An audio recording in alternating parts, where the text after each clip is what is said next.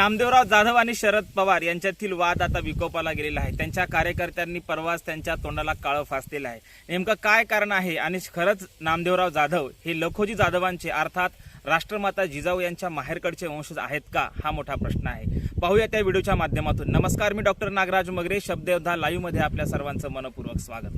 नामदेवराव जाधव नावाच्या व्यक्तीने असं म्हटलेलं आहे की मी जिजाऊंचा अर्थात लखोजी राजे यांचा वंशज आहे आणि खरं पाहायला गेलं तर महाराष्ट्रामध्ये जिजाऊ असतील, शिवाजी महाराज असतील, महात्मा ज्योतिराव फुले असतील, डॉक्टर बाबासाहेब आंबेडकर असतील, या सर्व महापुरुषांचे वंशज आपल्याला सर्वांना माहीत आहेत। परंतु 350 वर्षापूर्वी होऊन गेलेले छत्रपती शिवाजी महाराज आणि राष्ट्रमाता राजमाता जिजाऊ यांचे वंशजही आपल्याला माहीत आहेत। परंतु जिजाऊकडच्या माहेरकडचे जे वंशज आहेत ते मात्र त्यांचा मात्र इतिहास तेवढा फारसा समोर आलेला नाही। परंतु याच नामदेव जाधव असं म्हणतात की मी जिजाऊंचा वंशज आहे। खरं पाहायला गेलं तर जिजाऊंचा वंशज असणं नसणं हा भाग निराळा आहे, परंतु त्यांनी जी काही मांडलेली भूमिका आहे ती राष्ट्रवादी काँग्रेसला पटली नाही आणि म्हणून राष्ट्रवादी काँग्रेसच्या कार्यकर्त्यांनी खरं तर नामदेवराव जाधव यांच्यावर हल्ला केलेला आहे।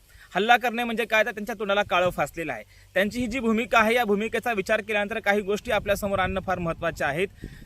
शरद पवार हे ओबीसी आहेत आणि शरद पवारांचा ओबीसीचा दाखला त्यांनी व्हायरल केला आपल्या फेसबुक अकाउंटवरून आणि मग या फेसबुक अकाउंटवरून त्यांनी हा दाखला व्हायरल केल्यानंतर राष्ट्रवादीचे कार्यकर्ते अर्थात जितेंद्र आव्हाड असतील किंवा रोहित पवार असतील यांनी मात्र याला विरोध केला आणि त्यांनी सांगितलं की खरं तर हा माणूस तोतया आहे, ह्या तोतया माणसानं हा आमचा जो काही शरद पवार यांचा दाखला आहे हा कुणबी दाखला, हा चुकीचा दाखला आहे किंवा हा बोगस आहे। खरं तर लखोजी जाधव असतील किंवा जिजाऊ असतील यांच्या माहेरकडचा वारसा सांगणारे नामदेवराव जाधव नेमके आहेत तरी कोण, तर नामदेवराव जाधव यांनी आतापर्यंत जवळपास 45 पुस्तक लिहिलेली आहेत। शिवाजी द मॅनेजमेंट गुरु असेल किंवा त्यासोबतच शिवाजी महाराज असतील, संभाजी महाराज असतील यांच्यावर लिहिलेले पुस्तकं असेल, तर शिवाजी इंजिनियर असेल, शिवाजी मॅनेजमेंट गुरु असेल किंवा खरा संभाजी असेल, अशा असंख्य पुस्तकं आहेत त्यांनी लिहिलेली आहेत। खरं तर 12 लाख लोकांना, मराठी उद्योजकांना उभं करण्याचं स्वप्न उराशी बाळगून हे नामदेवराव जाधव हे कार्य करत असतात। त्यांचं कार्य आपल्याला नाकारून चालत नाही। खरं ते थेट वंशज आहेत का किंवा नाहीत हा भाग निराळा आहे, परंतु त्यांचं कार्य जे आहे नेमके हे कोण आहेत नामदेवराव जाधव, तर आपल्या लक्षात येईल की छत्रपती शिवाजी महाराजांचा इतिहासाची अनेक पुस्तकं, त्यांच्या संदर्भात लिहिलेली पुस्तकं नामदेवराव जाधव यांनी खरं तर देशभर आणि देशाबाहेर देखील पोहोचलेले आहेत। ते असा दावा करतात की 7 खंडापैकी 5 खंडामध्ये नामदेवराव जाधव यांनी शिवाजी महाराजांची पुस्तकं किंवा शिवाजी महाराजांचा विचार नेऊन पोहोचलेला आहे। खरं पाहायला गेलं तर शिवाजी महाराज असतील किंवा बाबासाहेब असतील किंवा असंख्य महापुरुष असतील यांचा विचार हा ऑलरेडीच जगभरात गेलेला आहे, यांचा विचार हा जगानं अनेक वेळा स्वीकारलेला आहे। त्यामुळे एखादी नामदेवराव जाधव सारखी व्यक्ती म्हणते की मी शिवाजी महाराज 7 खंडापैकी 5 खंडामध्ये मी नेऊन पोहोचलेले आहेत किंवा मी माझ्या विचाराच्या माध्यमातून शिवाजी महाराज या खंडात घेऊन गेलो आहे, असं जेव्हा नामदेवराव जाधव म्हणतात तेव्हा कुठेतरी आपल्या लक्षात येतं की शिवाजी महाराज काय फक्त या एकट्या दुकट्या व्यक्तीनं देशभरामध्ये नेऊन सोडलेत काय, शिवाजी महाराज हे त्यांच्या कर्तृत्वाने जगभर पसरलेले आहेत, हे देखील आपल्याला नाकारता येत नाही। दुसरीकडे आपण असं पाहतो की नामदेवराव जाधवांची ही जी काही भूमिका आहे की मी खरा वंशज आहे, खरं तर कोण खरा आणि कोण खोटा वंशज हे आपल्याला सांगत असताना खरं तर आजच्या घडीला वैचारिक वारसदार होणं अत्यंत गरजेचं आहे।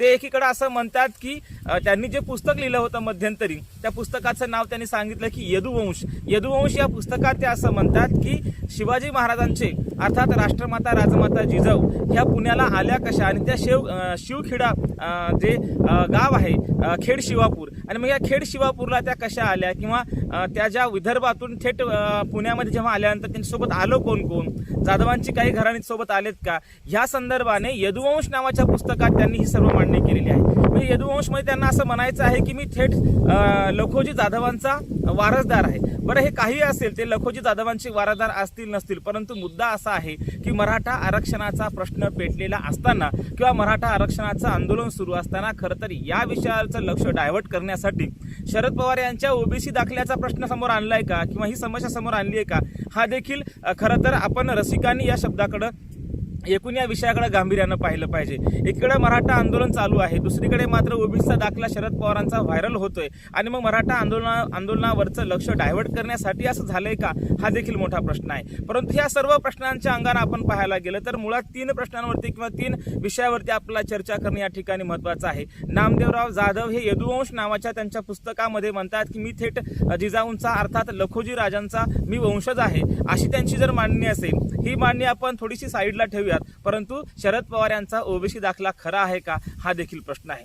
परंतु हा दाखला देखील साईडला ठेवला तरी त्या जो GR आहे 23 मार्च 1994 ला आलेला GR आहे, त्या GR नुसार त्यांचं असं म्हणणं आहे की खरं तर 383 नंबरला किंवा खाली असलेल्या माळी आणि वंजारी असतील किंवा या समुदायाला आरक्षणामध्ये सामील करून घेतलं, परंतु खऱ्या अर्थानं त्या GR नुसार मराठा समुदायाच्या नावावर काट मारून त्या नावाला त्यांनी वगळलं गेलं आणि बाकी ओबीसी मध्ये इतर समुदायाला सामील करून घेतलं. मग धनगर असतील किंवा माळी असतील किंवा इतर ओबीसी समुदाय असेल, ही जरी मांडणी आपण पाहिली तरी GR नुसार खरंच असं घडलंय का किंवा राज्यकर्त्यांकडून असं घडलंय का हा प्रश्न जर आपण चर्चेला आणला तर मला असं वाटतं की एकूणच या सर्व घटना गांभीर्याने घेतल्यानंतर हा क्रम पाहिल्यानंतर लक्षात येतं की तुम्ही लखोजी राजांचे वंशज आहात की नाही हे महत्त्वाचं नाही, तुम्ही खरंच थेट वंशज आहात की नाही हे महत्त्वाचं नाही, तुम्ही छत्रपती शिवाजी महाराजांवरती किती लिखाण केलं, किती पुस्तक लिहिली हेही महत्त्वाचं नाही.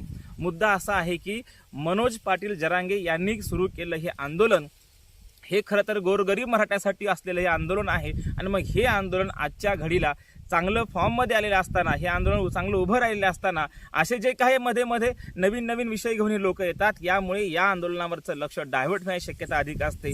कोण ओबीसी आहे हे महत्त्वाचं नाही, कोणी हा GR काढून त्या मराठा समुदायाला वगळलं हेही महत्त्वाचं नाही. आजच्या घडीला झालं राजकारण सोडून दिलं पाहिजे, परंतु आज मात्र आजच्या घडीला मराठा समुदायाला आरक्षण कसं भेटेल याचा विचार करणं अत्यंत गरजेचं आहे. या समुदायाला आरक्षण देणं गरजेचं आहे. प्रस्थापित अर्थात निजामकालीन त्याला म्हणता येईल किंवा जे प्रस्थापित श्रीमंत वर्ग आहे, अभिजन वर्ग आहे, या अभिजन वर्गातील श्रीमंत वर्गातील मराठा समुदायाने गोरगरीब मराठा समुदायाचं शोषण केलं आहे आणि मग हे शोषण त्यांच्यासह इतरांचंही शोषण केले आहे आणि म्हणून हा राज्यकर्ता वर्ग संविधानिकदृष्ट्या कमी पडलेला आहे.